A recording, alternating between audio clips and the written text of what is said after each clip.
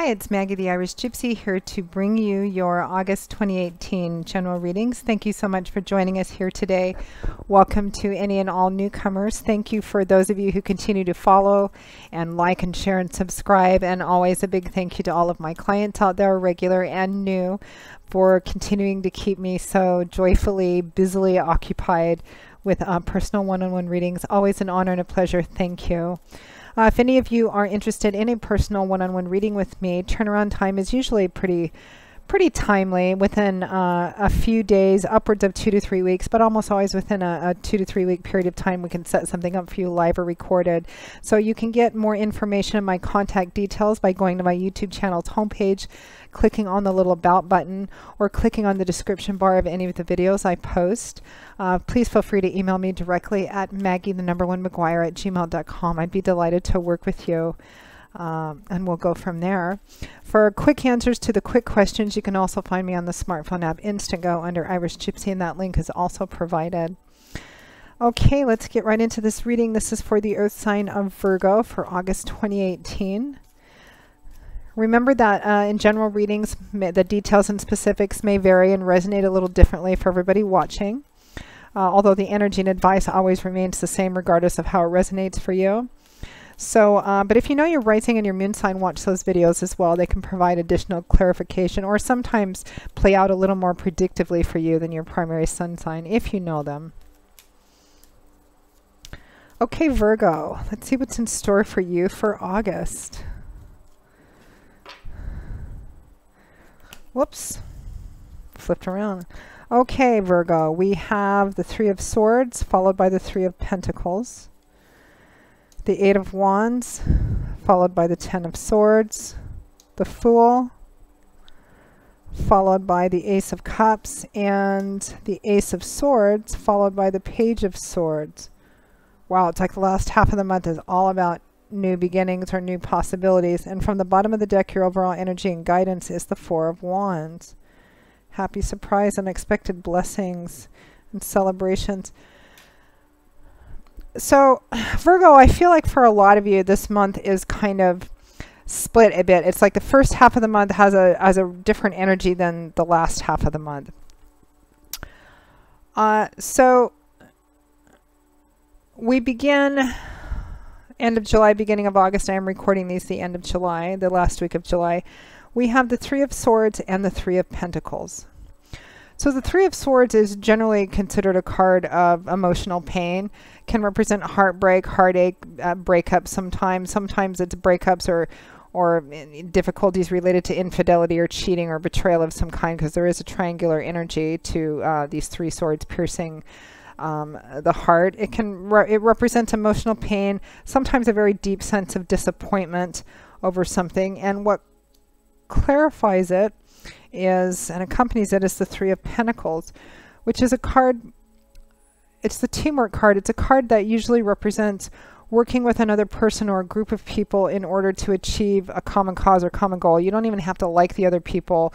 Everybody may have different opinions, but they agree that one thing has to be accomplished. So this is about teamwork, which consists of compromise and negotiation, working together to build something or to achieve a common goal. So it looks like there was some kind of perhaps emotional pain or betrayal or upset or deep disappointment in regards to working with another person or other people. It can be, you know, general reading, this could represent a lot of things. It could be a pain, disappointment, or betrayal in working with a group of people, perhaps on a project or on a job or in a work environment. Could be within a family circle or in community as well, because, you know, there's definitely a sense of needing to work together to accomplish a common cause or a specific goal, and you know, some emotional pain, heartbreak, or upset or disappointment around that, and a sense of betrayal perhaps too, and a lot of conversation and communication about that in the first half of the month, because after that we have the Eight of Wands followed by the Ten of Swords. So the Eight of Wands is the communication card, which in this day and age, we live in such a technologically savvy world. This can take many forms, face-to-face, text, email, Skype, fax, lots of different things. Communication coming fast and furiously, powerfully back and forth between each other. This can also sometimes represent communication being on its way. If you are waiting for communication or messages and they have not arrived yet, they are on its way. Now what clarifies that is the Ten of Swords, which is a card typically associated with betrayal. It's sometimes called the stabbed in the back card. And tends to represent the ends of cycles, something coming to a culmination or achievement point, or a cycle coming down to an end. So the positive aspect of the Ten of Swords is that whatever put this man face down on the ground, whatever the source of this Three of Swords, Ten of Swords, emotional pain or betrayal or deep disappointment is, in working with this person or group of people, there's a healing light shining through these swords. It's time to kind of stand up and let the healing process begin. The sun is rising in the background, a new day is dawning, and the animals are beginning to return to the scene. So whatever it is that happened, it is over, it is behind you, and it's not going to be happening again. And if there's not communication in the first part of the month, you're waiting for communication, it is coming. So again, I never like kind of seeing cards that come out, kind of challenging like this, particularly the Three of Swords and the Ten of Swords in one reading together. But, this happens sometimes. We're disappointed or betrayed by other people, and sometimes we do that to other people as well. But it looks like it's around an agreement or a group, a project of some kind. And you can relate this just to a specific relationship, but I feel like it involves more than one person. And I also feel like perhaps you had a specific goal. You thought everybody was working on the same page and it turned out differently. Perhaps people may have been working behind your back, or what you thought you were getting into or thought that you were building and hoping to achieve turned out to be something entirely different. So this source of disappointment and pain and betrayal somehow, I feel like for a lot of you, it's the energy. It feels like it involves maybe work or a project or an agreement, but it also involves emotions and personal relationships as well, and ideas which you thought maybe were one thing and turned out to be something different. So this could be in a work situation, a project within work, or with people, friends, or community, or within your family dynamic. It's in a general reading, it's going to work out differently for everybody who's involved. However, then we come to the second half of the month, which looks vastly different than the first half.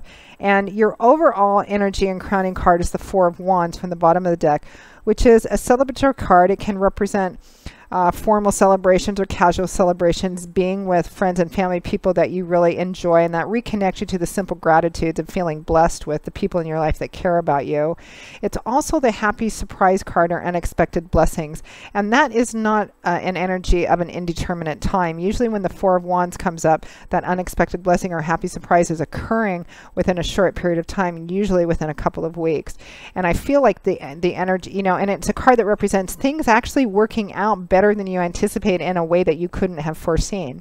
And I feel like the energy of this card comes in around the middle of the month or so, time being always, as I say, somewhat fluid. But just because of how the energy feels the first half of the month, a little more challenging. I feel like this energy, even though the energy is always working all the time, I feel like it begins to manifest itself more around, the middle of the month or so, because the next couple of weeks, the last couple of weeks of August look wonderful. We have the Fool and the Ace of Cups. So the Fool is about new beginnings. The Fool is actually about the potential of something in front of you or ahead of you. The Fool represents something coming to an end, the time period after something comes to an end. And we know because of this Ten of Swords, there is some kind of betrayal or difficulty, emotional pain, but it's something that's an end, it's over, something's come to an end, and there's a new beginning. So the Fool is about kind of that time frame in between, that space in between, and in that space anything's possible, everything's possible, because you're exploring the possibility of what might be, potential, promise.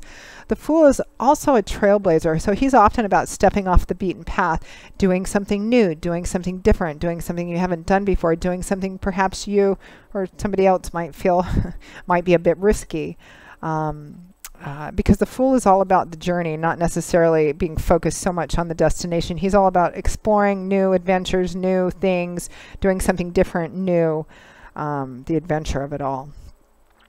Now that's clarified with the Ace of Cups. So aces represent the number one. So they always represent the start of something new, the beginning of a new path, or the opportunity for something new. It's Cups, which is water or emotional energy.